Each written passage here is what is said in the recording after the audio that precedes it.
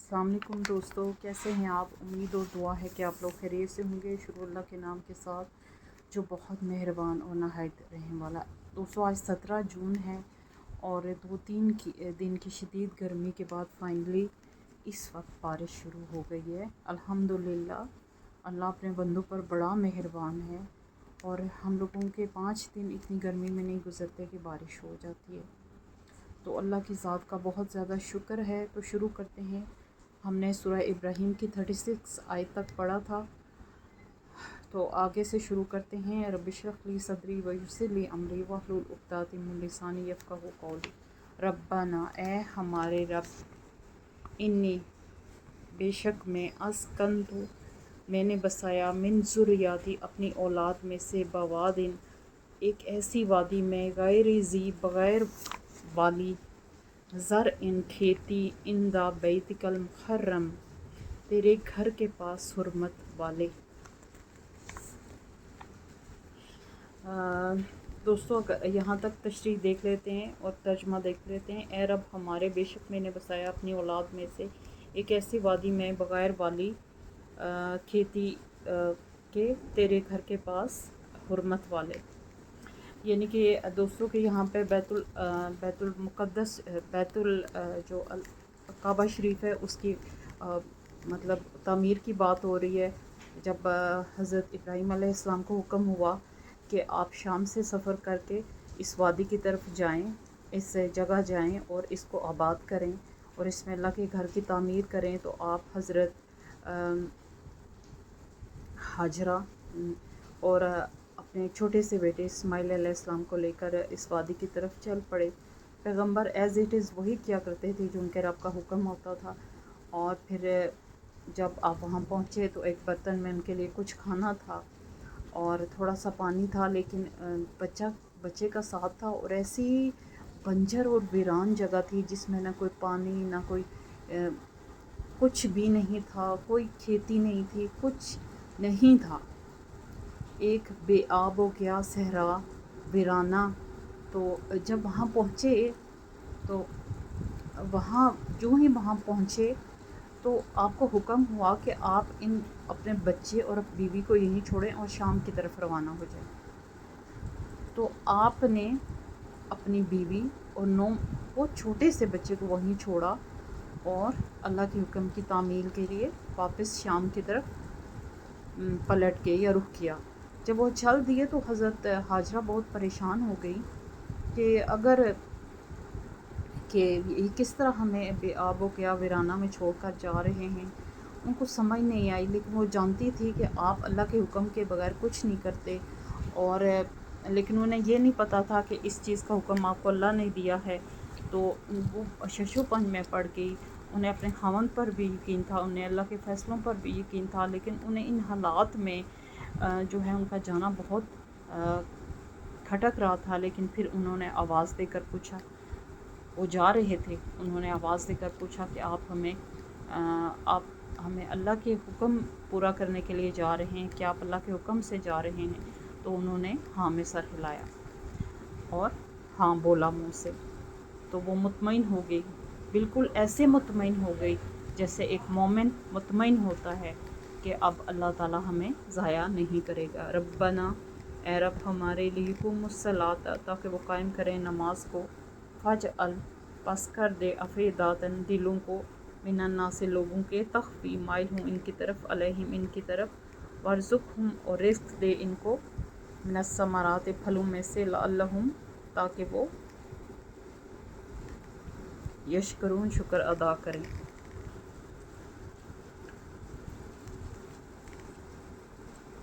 अच्छा, जब पहाड़ से ओझल हो गए तो आपने दुआ की कि अल्लाह ताला इस सहरा को वादी बना दे और इससे रिस्क भी दे और मेरी औलाद को शिरक से बचाना। ये 2 दुआएं आपने की थी और ये बहुत मेन दुआ है।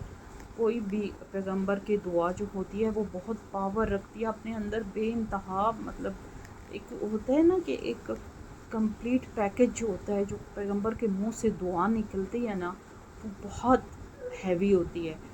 तो इस तरह उन्होंने ये 2 दुआएं की थी कि उस जगह के लिए जहाँ उन्होंने हज़रत इस्माइल और अपनी बेगम हाजरा को छोड़ा था, اور اس جگہ کی مطلب آبادی کے لیے، اس کے رزق کے لیے، اس کے بسنے کے لیے، اس کے امن کے لیے دعا کی تھی، اور دوسری اپنی اولاد کو شرک سے بچانے کے لیے۔ آگے دیکھتے ہیں، ربنا لقیم الصلاۃ، کہ وہ قائم کریں نماز کو، پس کر دے دلوں کو لوگوں کے مائل ہوں ان کی طرف، اور رزق دے ان کو من الثمرات، پھلوں میں سے، تاکہ وہ شکر ادا کریں۔ اور پھر آپ بھی دیکھیں، یہ بھی ان کی دعا کا ایک حصہ ہے کہ اور پس قائم کریں نماز کو، کہ جو میری اولاد ہو، ایک انہوں نے دعا کی تھی کہ ان کو شرک سے بچانا، اور ان کو اور ان کو جو ہے شرک سے بچانا، اور تاکہ وہ نماز ادا کریں۔ تیرا رکن ہے جو سب سے پہلا اسلام کا رکن ہے، اس کو ادا کریں، اور لوگوں کے دلوں کو مائل کرنا اس جگہ کی طرف، کیونکہ اتنا اس وقت ویرانہ تھا، ایسی وہ آبادی سے دور تھی۔ وہ اس وقت کی بات ہو رہی ہے جب ان کو حکم ملا تھا اس جگہ ہجرت کرنے کے لیے، تو وہاں اس وقت انسان کے وہم و گمان میں بھی نہیں بات آ سکتی تھی کہ یہاں اللہ کا گھر تعمیر ہوگا، اور یہ جگہ جو ہے ایک وقت میں دنیا اور مسلمانوں کے لیے منبع اور مرکز اور محور قرار پائے گی، اور یہاں طرح طرح کے رزق بھی ملیں گے، اور اللہ تعالیٰ اور دنیا میں اس کی ایک خصوصی مقام ہوگا، اور دنیا بھاگ بھاگ اس جگہ کی طرف جائے گی، دنیا کی ہر قسم کی تجارت اس میں ہوگی۔ آج ہر عرب کے گھر کو دیکھیں تو وہ ملینز اور بلینز میں کھیل رہا ہے، کیوں؟ اس جگہ کی برکت کی وجہ سے، اور وہاں تجارت بہت زیادہ ہے، وہاں دنیا جاتی ہے، دنیا کے کسی اور حصے میں اتنے لوگ نہیں جاتے۔ پورا سال وہاں عمرہ ہوتا ہے، اور حج کے موقع پر تو آپ دیکھ سکتے ہیں کہ وہاں کیا ہوتا ہے، اور پھلوں کی جو وہاں کثرت ہے، سبحان اللہ، ایک کھجور کی ہزارہ قسمیں وہاں دستیاب ہیں، جو سب سے عمدہ اور اعلیٰ پھل ہے۔ اور حضرت ابراہیم علیہ السلام کی دعا، یہ جو اس مقام کے بارے میں تھی، ایز اٹ از قبول ہوئی۔ دوسرا انہوں نے کہا تھا کہ میری اولاد کو شرک سے بچانا۔ تو دوستو، ہر دعا ایز اٹ از قبول نہیں ہوتی، کچھ ایسے بھی آ جاتی ہیں نسل در نسل سلسلے میں جو شرک کی طرف مائل ہوتے ہیں۔ اگر پیغمبروں کی دعا ایز اٹ از قبول ہو تو لوگ کہیں گے وہ تو پیغمبر تھے، یعنی پھر وہ جادو اور معجزے والی بات ہو جاتی ہے۔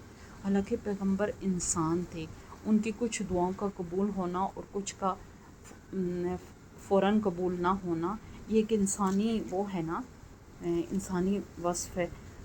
تو وہ انسان، تو بعض اوقات بعض دعائیں جو تھیں وہ ایز اٹ از، جیسے اب حضرت اسماعیل علیہ السلام کی اولاد میں سے کچھ لوگ جو ہے کچھ شرک کی طرف بھی مائل ہو گئے تھے، لیکن وہ کیوں ہوئے اس کے پیچھے ایک سٹوری تھی۔ ربنا، اے رب ہمارے، انکا بے شک تو تعلم، تو جانتا ہے، ما نخفی، جو ہم چھپاتے ہیں، وما، اور جو ہم نولن، جو ہم ظاہر کرتے ہیں۔ یعنی اللہ تعالیٰ ہمارے بھیدوں سے واقف ہے، جو ہم چھپاتے ہیں اس سے واقف ہے، اور جو ہم نہیں چھپاتے اس سے بھی واقف ہے۔ ہم کیا کرنے والے ہیں اس سے واقف ہے، ہماری نیت کیا ہے اس سے واقف ہے، دلوں کے ساتھ چمٹے ہوئے خیالات سے واقف ہے، کیونکہ دل اس نے بنائے ہیں، یہ روحیں اس نے بنائی ہیں۔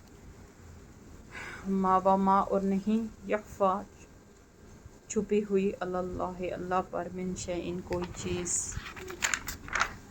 فی الارض، زمین میں، ولا فی السماء، اور نہ آسمان میں۔ سبحان اللہ، کہ زمین اور آسمان کو بنانے والے، اس کو ترتیب دینے والے، اس کو سیٹل کرنے والے، اس میں ایک ایک زیرو کو پیدا کرنے والے، اس میں انسانوں کو بنانے والے، جو چیز کریٹر جو ہے وہ اپنی کریشن سے کس طرح غافل ہو سکتا ہے، یا ایسا کیسے ہو سکتا ہے کہ کریٹر جو ہے وہ نہ جانے، اور یعنی کریٹر اپنی کریشن سے کس طرح غافل ہو سکتا ہے، اور کیسے خیالات، نیت، یہ اتنے اندر کے معاملات ہیں، لیکن یہ اندر بھی کس نے بنایا ہے، یہ اندر جس نے بنایا ہے وہ ان معاملات سے اچھی طرح واقف ہے۔ سبحان اللہ، زمین اور کائنات کا کوئی کونا، کوئی دراڑ، کوئی سوراخ ایسا نہیں ہے جس میں اللہ کو پتہ نہ ہو کہ اس میں کیا چل رہا ہے، اس میں کیا پل رہا ہے، اس میں بھی رزق پہنچانا ہے۔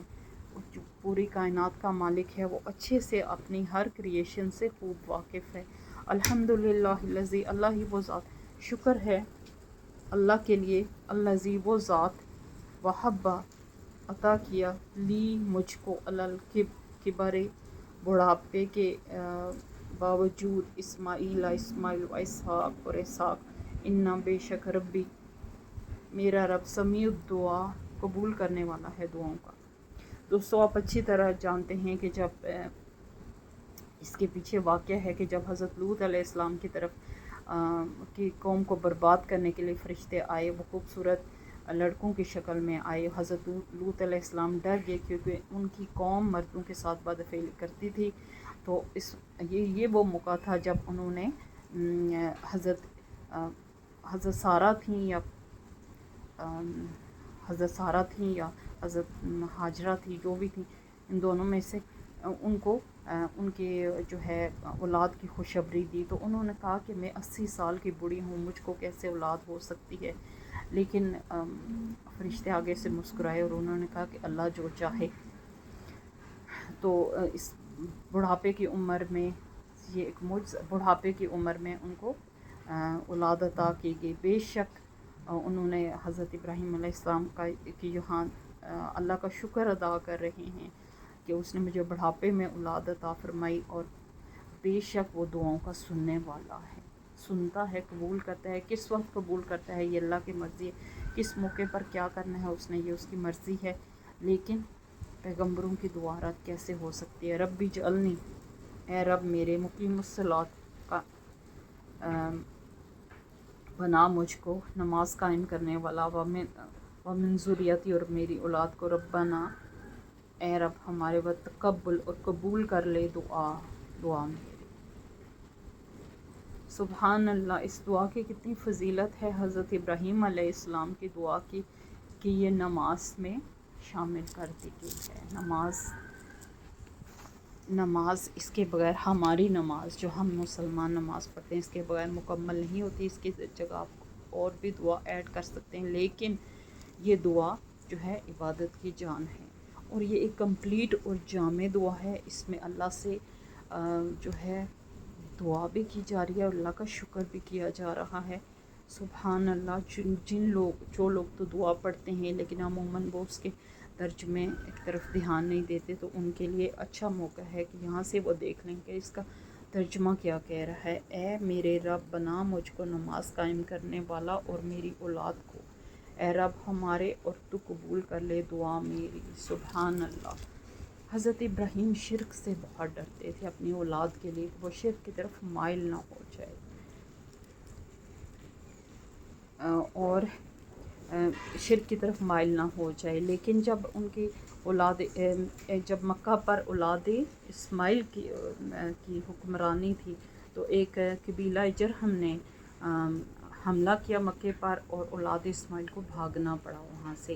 تو جاتے جاتے وہ مطلب احترام اور عقیدت کے لیے کچھ کعبہ شریف کے پتھر ساتھ لے گئے، اور پھر ان پتھروں کے گرد، ظاہر ہے قبیلہ جرہم اس وقت مضبوط ہوا ہوگا، اس نے اس پر قبضہ کر لیا ہوگا جگہ پر، تو وہ لوگ پتھر اپنے ساتھ لے گئے، اور ان پتھروں کو وہ ان پتھروں کو وہ عقیدت سے اپنے، جیسے ہوتا ہے نا کہ کعبہ شریف کے پتھر بہت زیادہ معنی رکھتے ہیں، تو وہ اس سینس میں عقیدت کی سینس میں ان کو اٹھا کے لے گئے تھے، ان کی طرف رخ کر کے نماز بھی پڑھا کرتا تھے، یعنی قبلہ ان کو بنا لیا تھا۔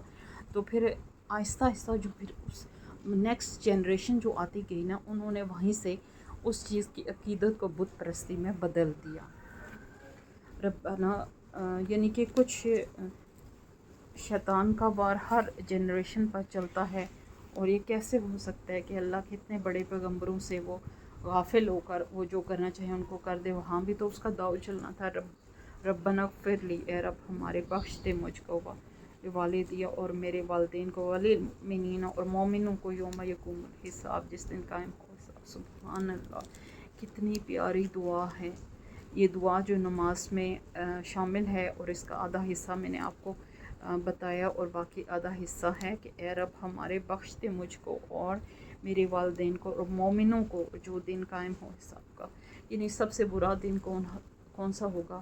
Day of judgement. برا اس سینس میں کہ اگر آپ ساتھ کچھ نہیں لے کے گئے تو آپ کے لیے بدترین دن ہوگا، جب آپ خالی ہاتھ کھڑے ہوں گے، وہاں سے کوئی واپسی نہیں، وہاں کوئی تجارت نہیں، وہاں کوئی دوستی کام نہیں آئے گی، وہاں کوئی جتھا کام نہیں آئے گا، وہاں جو آپ جس کے پیچھے چل رہے ہو وہ خود ہی غائب ہوگا، شیطان۔ تو وہ ایک سخت دن ہوگا۔ اس دن کے حوالے سے حضرت ابراہیم علیہ السلام کیا کہہ رہے ہیں کہ اے رب بخش دے مجھ کو اور میری اولاد اور میرے والدین کو اور مومنوں کو، اور جس دن قائم ہو حساب۔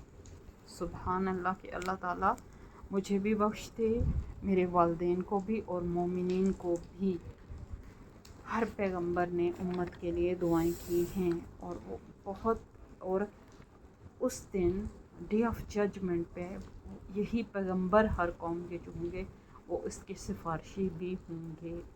ان کی سفارش اللہ تعالیٰ سنیں گے، تھوڑے کو زیادہ کر دیں گے، تھوڑے کو زیادہ کر کے بخش دیا جائے گا بندوں کو۔ لیکن آپ اگر خالی ہاتھ ہوں گے تو آپ کے لیے بہت خالی ہاتھ مسئلہ در مسئلہ اور انجام کار جہنم ہوگی۔ تو آپ نے زندگی میں کچھ کرنا ہے، کچھ اچھا کرنا ہے، کچھ اچھا سوچنا ہے، کچھ اچھا کرنے کی کوشش کرنی ہے، تاکہ اللہ تعالیٰ اس دن اللہ کے سامنے آپ سرخرو ہو سکیں، آپ کے پیغمبر سرخرو ہو سکیں۔ ولا اور نہ تحسبن اللہ، تم سمجھو اللہ کو غافلاً غافل، اما اس سے جو یعمل الظالمون عمل کرتے ہیں ظالم لوگ، انما بے شک یؤخرہم وہ ڈھیل دے رہا ہے ان کو، لیوم ایک دن کے لیے، تشخص پتھرا جائیں گی، فیہ الابصار اس میں نگاہیں۔ استغفر اللہ۔ جب ہم دوستو یہ اور نہ اس کا ترجمہ دے، نہ تم سمجھو اللہ کو غافل اس سے جو عمل کرتے ہیں ظالم لوگ، بے شک وہ ڈھیل دے رہا ہے ان کو، ایک دن کے لیے پتھرا جائیں گی اس میں نگاہیں۔ تو دوستو آپ یہاں دیکھیں کہ اللہ تعالیٰ جو ہے وہ برے کو ڈھیل دیتا ہے، یہ اس کی حکمت اور اس کے قانون میں سے ایک بات ہے۔ کیوں؟ یہ مسلم کو جب ڈھیل ملتی ہے تو اس لیے ملتی ہے کہ شاید کہ کبھی وہ دین کی طرف متوجہ ہو جائے، شاید وہ کسی عمر میں معافی مانگ لیں۔ آپ نے دیکھا ہوگا اور ہم اکثر محاورہ استعمال کرتے ہوں کہ یہ بہت برا ہے، اس کی عمر بہت لمبی ہے، برے بندے کی عمر بہت لمبی ہوتی ہے۔ تو یہ بھی اسی سے نکلا ہوا ہے کہ برے بندے کو کچھ زیادہ ڈھیل ملتی ہے کہ شاید وہ قبر میں جانے سے پہلے اپنے گناہ بخشوا لے، توبہ کر لے، سچی توبہ کر لے، کیونکہ اس دنیا میں واپسی ممکن نہیں ہے، پلٹنا نہیں ہے۔ تو اللہ تعالیٰ نہیں چاہتے کہ کوئی بھی مسلم روح خسارے کا سودا کرے، کوئی بھی روح خسارے کا سودا کرے، یہاں تک کہ غیر مسلمز کو اور دوسرے ادیان میں سے لوگوں کو توفیق مل جاتی ہے کہ وہ اس پاک دین کو، اس پیارے دین کو قبول کر لیں۔ اور اللہ بالکل بھی ان سے غافل نہیں ہے۔ اللہ تعالیٰ نے آپ صلی اللہ علیہ وسلم کو فرمایا، اللہ تعالیٰ کی ایک بات آپ صلی اللہ علیہ وسلم سے بیان ہوئی ہے کہ آپ صلی اللہ علیہ وسلم نے فرمایا کہ اللہ تعالیٰ کو اگر مسلمانوں کی مومنین کے یعنی کہ زود رنج ہونے کا نہ ہوتا تو وہ کافروں کے گھر سونے کے بنا دیتا۔